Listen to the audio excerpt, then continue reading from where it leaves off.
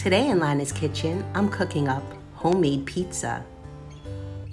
To prepare this quick and easy pizza recipe, you will need a ready-made pizza flatbread, which you can pick up at your local grocery store.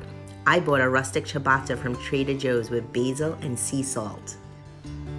You can use fresh sliced mozzarella for your pizza or shredded mozzarella.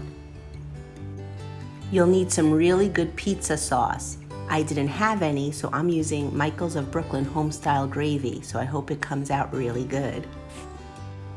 Next, brush on some olive oil on the pizza crust edges so they don't burn.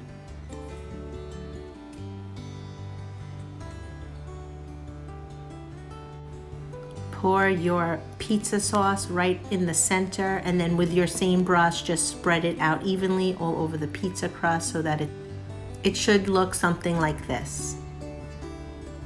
Next, place your cheese, whether you have sliced or shredded, just place your cheese evenly on the pizza crust and it's ready to cook. The pizza cooked for 12 minutes at a 450-degree oven. Now add your pepperoni and cook another 12 minutes until the crust is golden brown or cheese is bubbling.